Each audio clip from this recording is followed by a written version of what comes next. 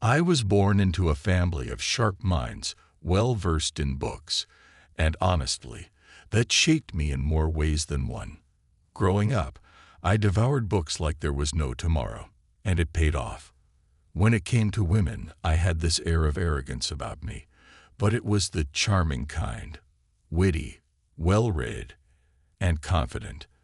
I never had to try too hard. I could effortlessly quote obscure poems and pass them off as my own. Over the years, I had my fair share of passionate entanglements, both with young women and older ones. Some of them were even married, though I didn't always find out until later. At first, I was tormented by guilt, but then I just shrugged it off. What's done is done, right? But oh, who could have guessed that the infamous boomerang law would come back to bite me? Then came marriage. A little late, but it happened. The carefree years of my youth morphed into the skeptical cynicism of adulthood. Sophia was the one who hooked me. Cute, calm, sincere, and with that mysterious Mona Lisa smile of hers. I had to put her through a bunch of tests because, truth be told, I was insanely jealous. I wanted access to her phone, her email, her social media passwords, you name it. Sometimes I'd pop in unexpectedly, or I'd watch her at the gym, or even join her for coffee with friends. She reacted in different ways. Some days she'd get angry, and we'd argue. Other times she'd just sigh and roll with it. Before the wedding, Sophia's coworkers and boss held one final audition for me. She worked at a large, well-known company in the city, and her business trips were a constant source of tension for me. "So, what do you think about the team?" she asked teasingly after we returned from a corporate event. "They seem to be fine. I mean, there are a couple of weirdos, but the girls are cool." I winked at her, but she just smiled sarcastically. "Oh, you're a real expert on working with people, aren't you?" "They're all snakes," Sophia whispered conspiratorially, and continued to tell me some juicy stories about her colleagues. "Did you talk to Charles?" Sophia asked, mentioning her boss, who, by the way, shares my name almost exactly. "Yeah, we exchanged a couple of words. He seemed kinda grumpy, though, stayed in the corner all night." "Yeah, that's just him. He's always serious, too serious," she shrugged. We got married, and my jealousy started to fade. I wasn't stalking her anymore, only occasionally checking her messages or calls. Nothing fishy ever popped up.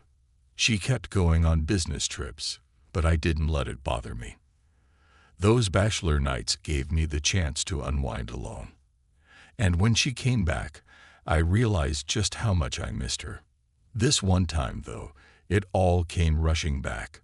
Sophia was in the shower, and I was just lounging in the bedroom when her phone rang. A number I didn't recognize flashed on the screen. Curiosity got the best of me, and I picked it up, a flicker of jealousy creeping back in. "Hello," I said, sounding a little impatient. "Good evening." A pleasant female voice greeted me, and I exhaled in relief. I almost hung up, thinking it was a wrong number. But then the woman spoke again. "Charles, I need to speak with you," she said with an upbeat tone. "Yeah," I said, slightly thrown off. "What's up?" "My name's Emma. I'm the hotel manager, and I've got some good news for you. The maid found your watch." She sounded so cheerful that I was almost expecting confetti to fall from the ceiling. "Okay," I responded, trying to make sense of it all. The thing is, I hadn't lost any watches. "Don't worry, we'll send it over by courier, or if you prefer, you can pick it up when you're back. You're one of our regulars, after all.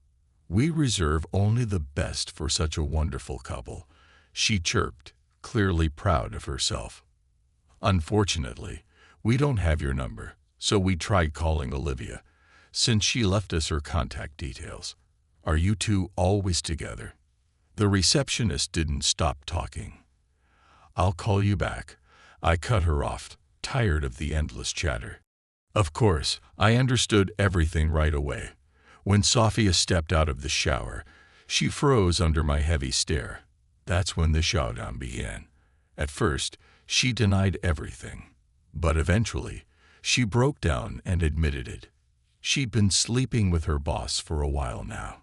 She even started crying, claiming he pressured her, that she was scared of losing her job.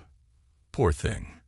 But when I asked why she didn't leave him if she was so unhappy, especially since I was doing just fine financially, she had no answer. I'll never forget that conversation. It was painful, ugly. When I was packing my things and heading for the door, she dropped a bombshell that stung almost as much as the betrayal. "I've wanted him for a long time," she said with a sly grin. "He's so bossy. You used to be like that." "And how exactly?" I asked, completely confused. "When you were jealous and controlling, I liked it. I liked obeying," she said. "I just walked out, filed for divorce, and we stopped talking." A few months later, I was scrolling through a local social media group when I saw a post about the company she worked for. The name caught my eye, so I clicked on it. The news was almost too ridiculous. Her boss, my namesake, the so-called domineering one, had organized a men's corporate party at a sauna, got wasted, and couldn't even appreciate the women around him. Instead, he caused a scene, and the police had to show up to subdue him.